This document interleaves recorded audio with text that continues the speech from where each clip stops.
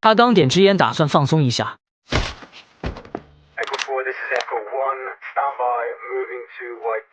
Echo 1, move when ready. Over. 收到狙击手的指令之后，特战小队迅速摸进了一处仓库。他们配合默契，战术素养极高，俨然是一群上过战场的老兵。狙击手在高处为小队清理可能遇到的威胁，小队则悄无声息地对毒贩的老巢展开了清洗，果断狠辣，毫不拖泥带水。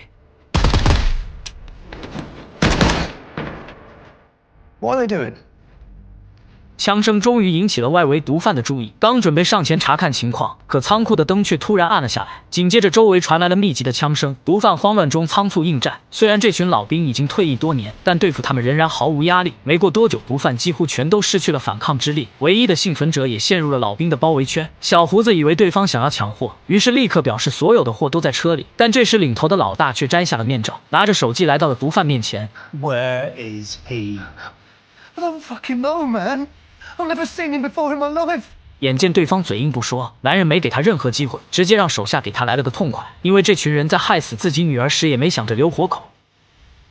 男人名叫安迪，曾是美军派往伊拉克的海军陆战队指挥官，和其他上过战场的老兵一样，退役的安迪患上了战后应激反应综合症。虽然经常会去找心理医生开导，但和战友们在一起战斗的画面依旧时不时地出现在脑海。为了不影响妻儿的正常生活，他便搬到了湖边的房车里独自生活，并在小镇上的五金店找到了一份售货员的工作。安迪有个女儿叫瑞秋，今年刚满18岁，但刚烈的性格却随了安迪，经常和母亲对着干，甚至不顾母亲的劝阻和男友出去，这让莱恩非常头痛。瑞秋的男友凯什是当地毒贩老大费利曼的儿子，但此时的他并不清楚，由于最近凯什要出差一段时间，所以便带着瑞秋来到朋友的俱乐部，想让他在这里放松一下。可刚到这里没多久，凯什突然收到了一个电话，于是在和瑞秋简单道别后就起身离开。凯什走后，瑞秋有些无聊，于是便在俱乐部溜达了起来，却意外在一间房子中看到了一群瘾君子。瑞秋本想就此离开，但对方却一直在旁边引诱和挑衅，告诉他这个东西有多嗨。最终18岁的瑞秋没经住诱惑，坐到了几名瘾君子身边，拿起来就整了几口。刚开始并没啥反应，但很快他就感觉到呼吸不畅，整个人倒在床上，开始不停地抽搐起来。其他人都被这场景吓坏了，但他们反应过来的第一时间却是逃离现场。等到安迪再次和女儿见面时，是女儿下葬的那天，白发人送黑发人，这无疑成了安迪一辈子都挥之不去的痛。葬礼结束后，安迪来到了女儿的房间，这是他离开母女两人这3年来第一次走进女儿的房间，抱着女儿生前的衣服。安迪的内心无法原谅自己，但就在这时，女儿的手机却突然响了。安迪随手将手机拿了起来，发现上面的信息是一个名叫凯什的男孩发来的，大概的意思是他出差回来了，想约瑞秋见一面。看到这个消息的安迪直接站了起来，然后大步走出了房间，回到湖边房车，拿出了那把尘封多年的射钉枪。没错，他觉得女儿的死和这人有关。而另一边的凯什率先来到了和瑞秋约定的地点，依旧是朋友的那家俱乐部。两个朋友有些紧张，不知道该如何告诉凯什瑞秋的事。 Boy, stop fucking around. Rachel's dead. Stop messing around, man. She's gone. She OD'd on some fucked up drunk. 还是不敢相信，因为他清楚瑞秋绝对不会接触面粉，整个人也在这一刻快崩溃了。事情发生在朋友的俱乐部，凯是想知道当时到底发生了什么，但事发前朋友出门买吃的去了，也就是说他也不知道当时的情况。可现在事情已经发生了，就算他再愤怒，那又有什么用呢？在从朋友口中得知了瑞秋的葬身之处后，凯是气呼呼的冲出了门，刚好和来这里找他的安迪碰了个脸对脸，但现在双方还不认识对方。随后安迪从包内掏出射钉枪，开始发泄内心压抑许久的怒火。此时安迪的身体已经完全被杀戮支配，任何他觉得和女儿死有关的人，他一个都不会放过。Oh, what the fuck, man? Ah, shit. Who is Cash? What's wrong to do with Cash, man? Alright, okay. 就在他想知道凯什的去向之时，忽然被人用塑料袋从后面套住了脑壳，武器也掉在了地上。男人见状，凶神恶煞地爬了起来，顺手捡起了地上的枪，然后嚣张地来到了安迪身边。就在他打算用武器找回场子之时，忽然响起了一阵枪声，紧接着有人拿掉了他头上的塑料袋，而这人正是曾和他一起并肩作战的战友。原来在赶过来赴约之前，安迪就通知几名战友过来帮忙。得知老大的女儿被害之后，几人立刻马不停蹄地赶了过来。好在一切都不算晚，回到湖边房车之后，安迪烧掉了一切和女儿有关的东西，因为接下来他要开始复仇了。这时妻子也打来了电话，安迪接了起来。莱恩很清楚丈夫对女儿的感情，在得知安迪拿走了女儿的手机之后，他就明白了安迪想要干什么。但安迪没有正面回答，只是询问了女儿的手机密码，并表示自己只想看看她的脸。 She respected you more than you thought, you know. You already know it. It's the birth year of your beloved Cole. 妻子的话让安迪有些意外，这无疑加深了他对女儿的愧疚。缓过劲来的安迪回到了屋子，根据妻子提示的密码打开了女儿的手机，里面全都是他和一个小伙的照片，显然正是凯什无疑。而此时的凯什也正陷入失去女友的痛苦中。但下一秒店里进来了几个小年轻，其中一人注意到了发呆的凯什，上前就开始言语挑衅。凯什不想搭理他们，起身走出了小店，但刚走几步的他越想越气，正好那几名小年轻也出了门，于是凯什果断追了上去。可就在他拔刀准备动手之时，一辆汽车却突然出现在了他的身后。Get in the car. Now get in the fucking car.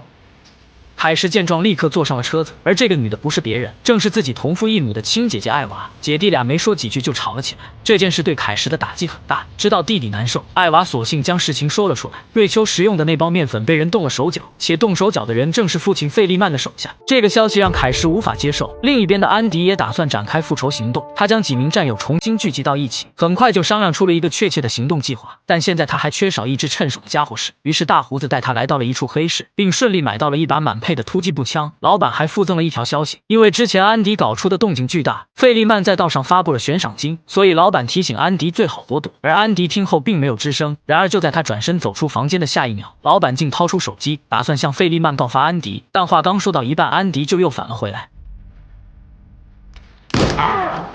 Where's Callan?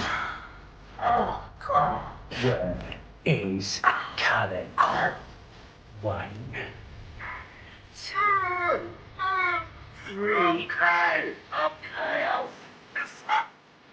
Stop! I tell you, stop! 此时的艾娃和凯什来到了一处便利店外，凯什在车上等着，姐姐则去便利店买东西。结果他刚走进店里，一个手持武器的人也走了进去，紧接着就是几声枪响传来。凯什见状立刻下车冲进了便利店，然后扶着受了伤的姐姐走了出来，但还没来得及上车，就再次被几人控制。镜头一转，一支车队来到了郊外废弃的采石场，紧接着凯什和艾娃被带了出来，两人全都受伤不轻，而抓他们的却是费利曼的手下洛克。洛克曾是费利曼最看重的兄弟，但最近却因怀疑洛克的忠诚度而将他扫地出门，这让洛克心里非常不爽，于是便打算拿他儿子出气，但殊不知他们也已经被人盯上。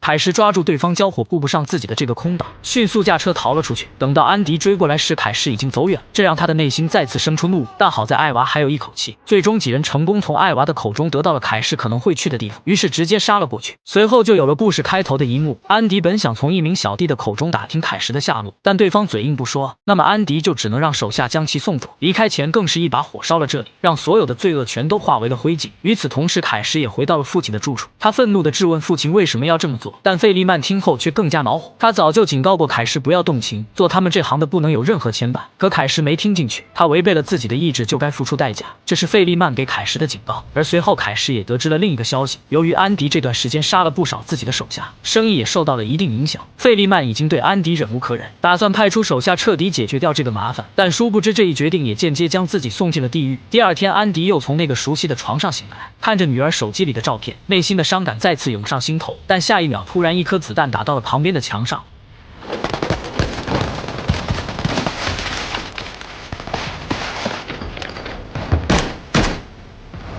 好在战友们都在周围，没过多久就将费利曼派来的小弟全部收拾。但更多的人正朝这边赶来，他们只能快速驾车开始逃跑。可对方的车辆性能出众，没过多久就紧紧地贴在了他们的身后。安迪凭借驾驶技术虚晃一枪甩开对方。等他们重新追上来时，安迪的车上早就没了人。枪手们下车打算上前查看，但殊不知几人正躲在他们看不见的死角。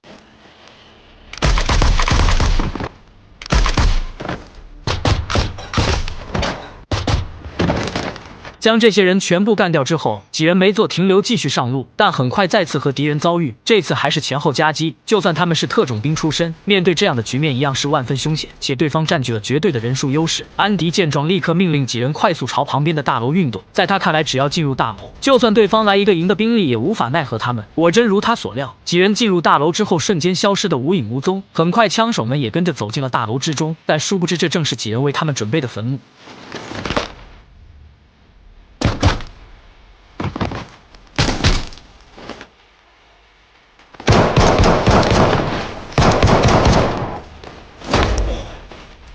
随着领头的那人被大胡子征服，也就预示着这场战斗接近了尾声。安迪没有让大胡子直接杀死他，因为他们还不知道费利曼的位置。大胡子也不客气，他们这种人有的是折磨人的办法，也绝对不会有负罪感。于是没过几下，这人就乖乖交代出了费利曼的具体住址。很快，费利曼就收到了小队全军覆没的消息，也清楚自己的位置可能暴露，于是准备好车子，打算带着凯士离开这里。然而就在他们准备出发之时，安迪举枪从黑暗中走了出来。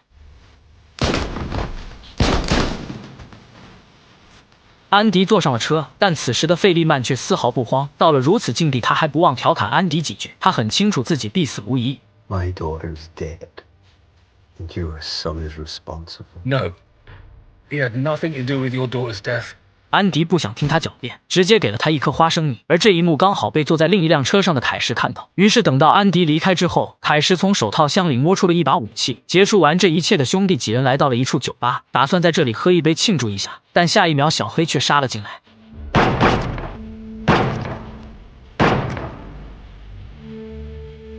故事的最后才知道，和安迪一起并肩作战的队友，其实很早之前就全都死在了战场上的一次炸弹袭击中。而之前发生的这一切，其实全都是他一人所为。但凯什找上来却是事实。虽然瑞秋的死和他有关，但自己的父亲被杀他一样的复仇。凯什朝着安迪开了一枪，安迪腹部中弹并不致命，显然是凯什故意而为之。可能这是他能为瑞秋做的最后一件事。此句解。